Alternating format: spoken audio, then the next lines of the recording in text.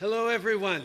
Bonjour tout le monde. It's always great to be back in the Lower Mainland. It was home for me for many years, and I miss it regularly, even on beautiful rainy days like these ones. The rain is just part of the experience. For those of you coming to visit, it's how we do things on the Quay in Vancouver and in the Lower Mainland is never let the rain prevent you from doing what you were going to do anyway. And this certainly is not a day in which the rain was going to prevent us from doing this. It's so great to be here with the Vice Admiral and with so many members of the Royal Canadian Navy. And I have a list of dignitaries I want to recognize. But before I do, I want to talk directly with the workers. I want to say thank you to all of you for being so extraordinary. You know, over the past number of years, I've worked with a lot of different companies and countries from around the world looking to build things in Canada, looking to invest in Canada, looking at solid, smart places for them to make sometimes billions of dollars worth of investment. I was talking about this with Dennis Washington earlier on the decisions to make in a world that is so interconnected and so, so filled with opportunities and good places to go. People keep choosing to come and invest in Canada. And yes, we have great natural resources. Yes, we have trade deals with so many countries around the world. The only G7 country with a free trade deal with every other G7 country. But more than that, people keep showing up because of our greatest competitive advantage.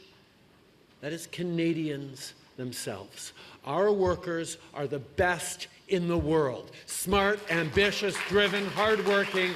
They are the pitch we make when people everywhere around the world want a reliable partner. Canadians living in strong communities, focused on the future, ambitious for themselves and their neighbors. You are the reason we are gathered here today. You are the ones to which we need to be so incredibly grateful. Merci, mes amis.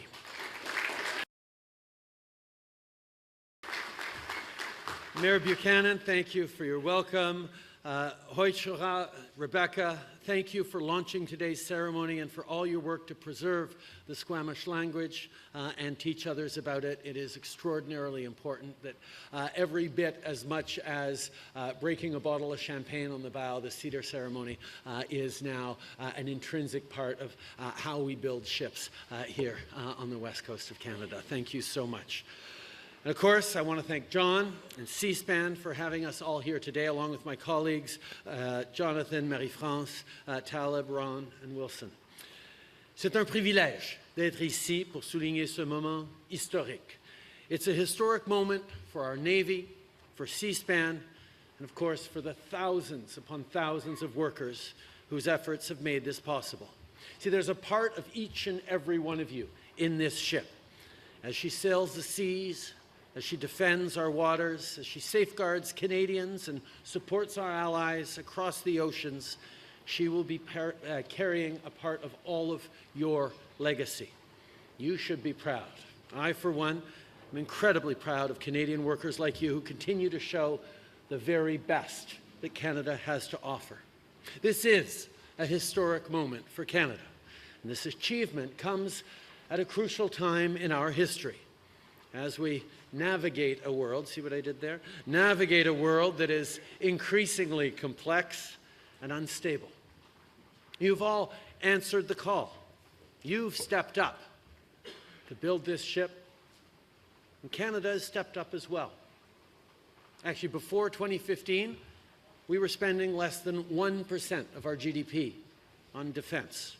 Since then, defense spending has more than doubled, and we're on track to tripling it by 2030. We're investing in armored vehicles, aircraft, submarines, icebreakers, and warships. We're tackling new challenges in the Arctic with a renewed vision for Canada's defense, a plan we call Our North Strong and Free. Our new Arctic foreign policy, with which we're building a secure, prosperous, and stable Arctic in partnership with Indigenous peoples. And our Ice Pact with the US and Finland, which is leveraging the expertise and knowledge of our military, our Coast Guard, and Indigenous peoples to make Canada safer and seize new opportunities both here in shipyards, but also across the Arctic. And at the center of it all is our national shipbuilding strategy, thanks to which we are all here today. Avec notre stratégie nationale de construction navale, on crée des milliers de bons emplois dans les chantiers navals. Ici à Seaspan, au chantier naval Irving en Nouvelle-Écosse, et depuis qu'on a renversé la décision du précédent gouvernement conservateur qui a exclu le chantier Davie, on crée des bons emplois et de la richesse au Québec aussi. We're investing to create good jobs in shipyards from coast to coast to coast, in industries at every link of our supply chains to make sure that Canada can continue to show up in an uncertain and unstable world. We're investing in our Navy, our Air Forces, our Army. We're investing in our businesses. We're investing in our workers. We are investing in Canadians, because that is the best investment a government can make. Confident countries invest in themselves, and that is what we are doing here today, and that's what we're showing. Of course, I'm not the only one to think that. Canada is number 3 in the whole world in absolute terms when it comes to attracting foreign direct investment. The world is taking notice of what we and you are able to deliver here in Canada. Investors from every corner of the world invest in Canada, invest in Canadian workers because they know it's a smart investment. And we know that too. You've all had Canada's back with your hard work through some difficult years, and we will have yours. So thank you so much for all the work and all the success that we are celebrating today.